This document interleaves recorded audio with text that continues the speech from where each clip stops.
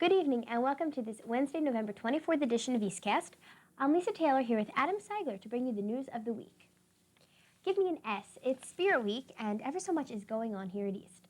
The seniors have been following their fairly ritual trend of remaining in first place, but there's still a chance for everyone. Tomorrow's float judging at the homecoming game is the biggest event yet, with 1,500 points awarded to the winning team, so anything could still happen. Last Tuesday's booth judging was also an important event, worth 1,000 points that were awarded to the seniors for their Aladdin Marketplace. The hula hoop and musical chairs competitions were also helping to push the seniors ahead. Spirit Week spilled over into the evening as well last week, with a power-packed tug-of-war on Tuesday and volleyball on Thursday. In an upset, the junior boys defeated the senior boys in tug-of-war, while the senior girls took the win. The juniors were hot all week as they won the volleyball competition on Thursday. The sophomore girls took the volleyball honors to help gain more points. Other activities this week included the Frozen Bubblegum Contest, the Lifesaver Pass, the Jelly Bean Jar, and today, East Trivia. Finally, we cannot forget last week's pep rally, which consisted of an entire gym full of screaming, happy, rope-jumping East students. The seniors strutted their stuff with 11 jumpers, beating the second-place juniors, who had 10. A highlight of the pep rally was the final dance competition, begun during the Spirit Week dance. The seniors had the place stomping as they won the dance competition. East Cougar Adam Litwin spread enthusiasm, too. Seniors from all the sports teams were also featured, and the cheerleaders and guard performed routines to heighten the spirit. So hold on to that spirit, and come out tomorrow to cheer on the football team and to enjoy the final competition of the Spirit Week with the floats. We'll bring you these results next week. Cherry Hill East is not easy to forget, and neither are its students. With this in mind, Dr. Vavone decided that it was time that East started its own alumni association. After working hard to bring the idea past various boards, Dr. Vavone has finally made it a reality. His first step in bringing the association to life was to start an alumni newsletter, the Golden Cougar. Now he's another idea planned to take place tomorrow at the homecoming game, an alumni tent on the sidelines where alumni can gather to find out information, including contacts for their classes. This tent has been a part of West for some time now, so we're very proud of Dr. Vavone for now also bringing it to East. Parents, get ready to open your wallets. Class of 96 rings go on sale this week. On Monday, the 22nd, sophomores got a break from class to go to an assembly. They heard all about the prices and the meaning of the rings. Don't be surprised if your kids catch you when you're in a good mood and ask you for some money. It will cost you anywhere from $100 to $350. We asked the question, is it worth it? And there are mixed feelings. Candy Grandy, class of 95, said, I bought one last year and I love it. I never take it off my finger. Others feel that the prices are too steep. Anitra Cass, class of 96, said, I feel it is a waste of money. I will probably only wear the ring for a couple of years. Most people who purchase class rings buy them for memories of Cherry Hill East. The hope is that when people look down and see the rings, East will pop up in their minds. But what it really comes down to is you. It's your money and it's your decision. This year's Fall Blood Drive will take place on Tuesday, November 30th and Wednesday and Thursday, December 1st and 2nd. The Blood Drive Committee has been at work for more than a month already. Don't be surprised if you see people dressed up as blood drops parading around the cafeteria. Others will go into homerooms of juniors and seniors advocating the drive. At lunch, there will be a blood booth set up in the cafeteria so you can sign up at any time. There has been a publicity group which stays after school almost daily and makes signs to get up all around the East hallways. The goal of the group for the drive is around 150 pints of blood. The number goes up for the spring drive as more people turn 17.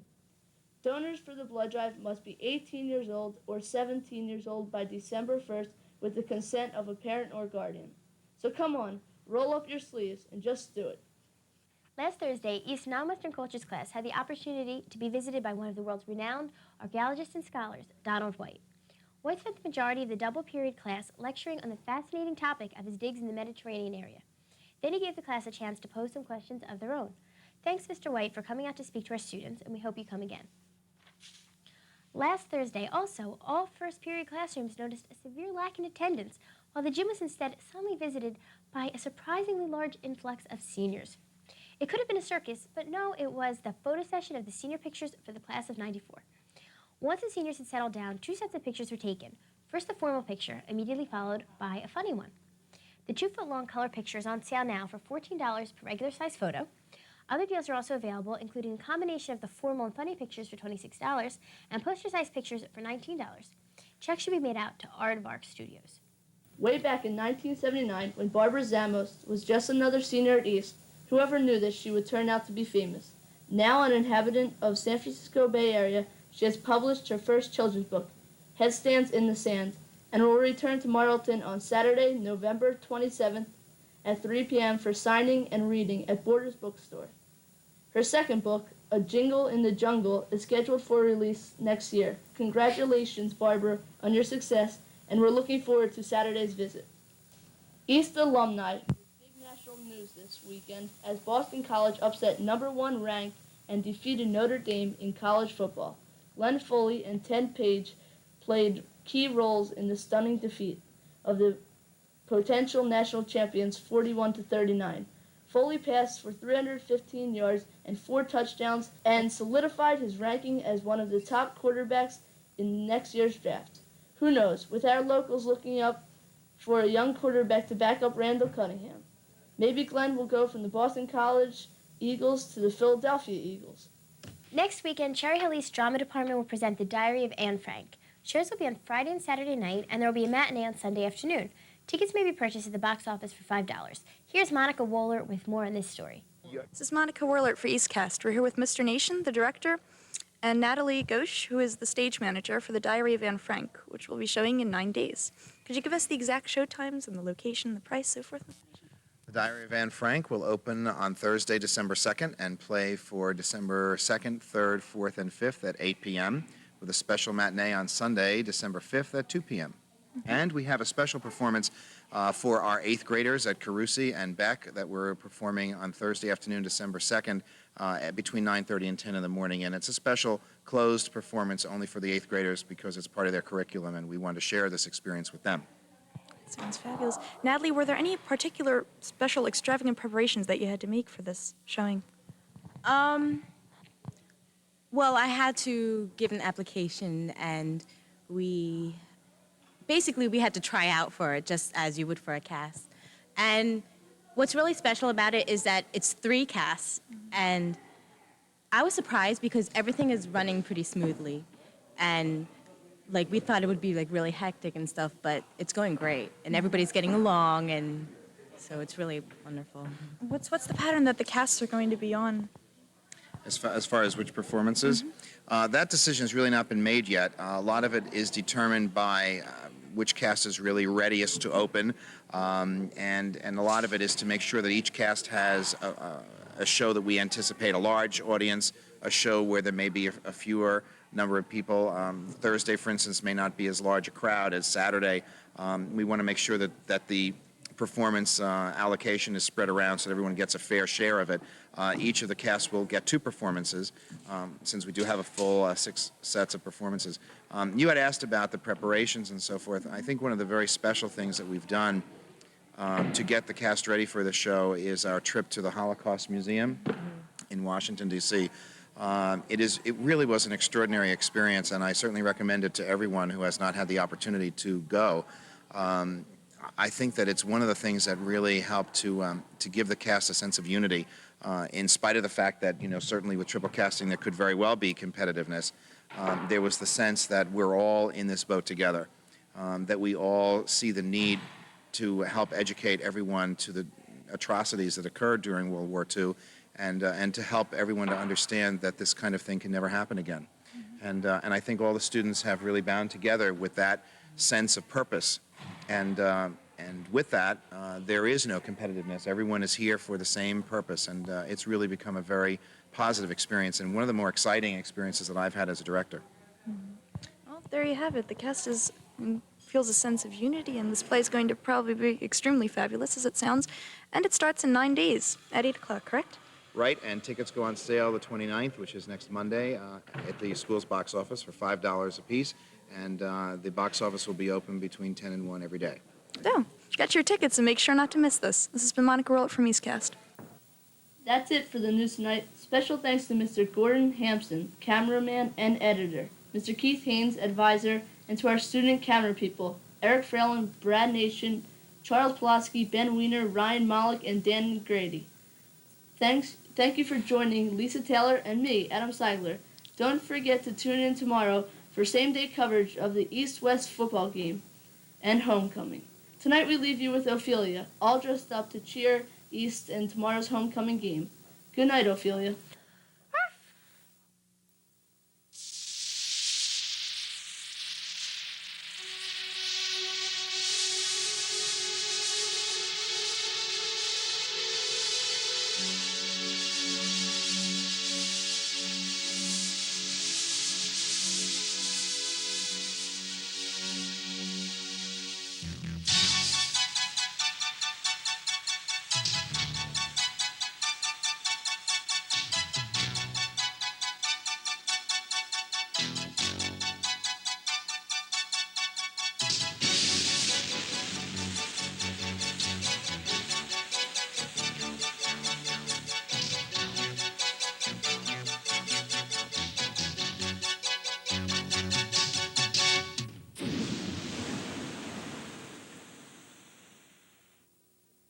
Good evening and welcome to the West Report. I'm Devin Schaefer. And I'm Mark Scepter. Last Friday and Saturday evening, the Reader's Theater took place. For those of you who don't know what the Reader's Theater is, students from Miss Boswell's theater workshop read and act out different stories.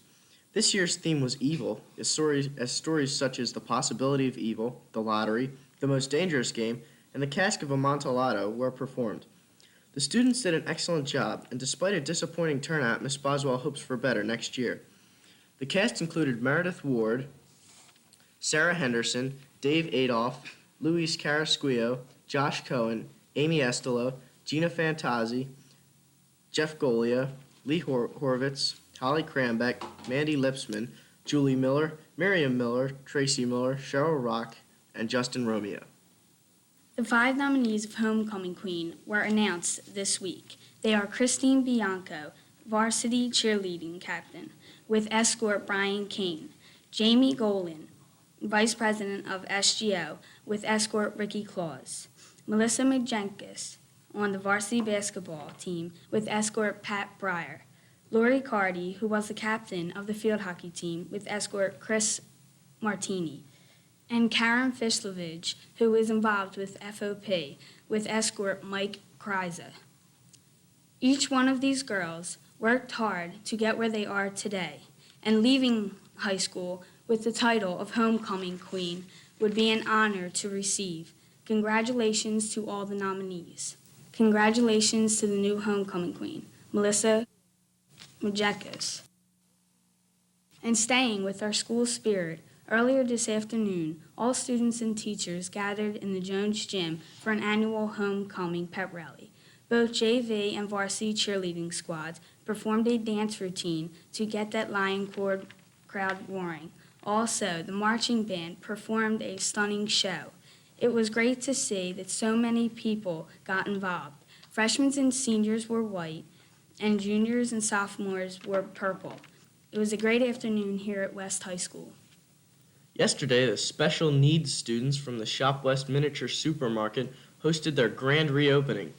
School administrators, students, and representatives from many national and local food vendors were in attendance. Mayor Susan Bass-Levin was the keynote speaker at this event. The opening ceremony started at 11 a.m. in the school auditorium.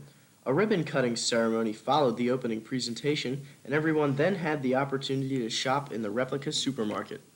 The special needs students had a luncheon at Cafe Lamberti, where Mr. Steve Ravitz, owner of several area ShopRites and co-developer of a new cooperative education job program for the special needs students, was the main speaker. And now here's Dave Marica with sports. Tomorrow, Thanksgiving Day, marks the annual Cherry Hill East vs. Cherry Hill West homecoming football game. Last year, the Lions beat the Cougars 20-18 as quarterback Kevin Carlton threw 3 touchdown passes, 2 to receiver Chris Martini and 1 to Chris Jimenez. This year's game should be just as exciting as last year's. West comes in with a record of 3-5, while East is 6-2. But put the records aside, because as always, the East-West contest will be close. The key to the West defense in this game is the secondary. They must stop the Steinberg and Peeler connection. On offense, Mike Fulcher has to break open the game with a 100-yard rushing performance. If this all happens, the Lions will win 17-13. You've heard it here first. This game will be shown on Thanksgiving Day at 5 o'clock p.m. And to note, the winter sports teams will begin practice the day after Thanksgiving. That's Friday. I'll keep you posted on all the team's progress. Well, that's all the sports. Now back to the West Report. Every day after school in the cafeteria, a group of students are creating decorations for the holiday party given for the disabled people and sponsored by the FOP. FOP stands for Fraternal Order of Police. SGO sponsors the after-school decorating, and the party will be held at the Hyatt on December 22nd. Yesterday, Mr. Munyon and Dr. Solomon's World Civilization classes took part in a field trip to Saints Peter and Paul Cathedral and Mikveh Israel Synagogue in Philadelphia. The students learned a lot about Jewish and Catholic beliefs. The trip went smoothly except for a half-an-hour wait for the buses when the tour of the cathedral was over. After the tours were finished, the classes went to King of Pizza for lunch and then returned to West. Overall, the trip was a success. Last Thursday, ROTC held its annual dining out to teach ROTC students etiquette. Rude manners or a breach of protocol get students sent to the grog bowl, which seemed to consist of Listerine, Scope, honey, Gatorade, and apple juice. After the grog was tested, the dining formally began, and promotions were given to the candidates who earned them. Finally, closing remarks were stated, and everyone was dismissed. Overall, the night was terrific success, and everyone had lots of fun. The Now and Then dance is tonight at 8 o'clock. This dance is for West students of the present and past to spend time together. The dance goes on every year, and it has been a success in the past. Anyone who goes to West or is part of West's alumni, come over to the dance and you'll have a great time. We would like to close our broadcast with the words of John F. Kennedy, who issued this Thanksgiving proclamation 30 years ago. Today we give our thanks, most of all for the ideals of honor and faith we inherit from our forefathers, for the decency of purpose, steadfastness of resolve, and strength of will, for the courage and humility which they possessed and which we must seek every day to emulate. And let us earnestly and humbly pray that He will continue to guide and sustain us in the great unfinished tasks of achieving peace, justice, and understanding among all men.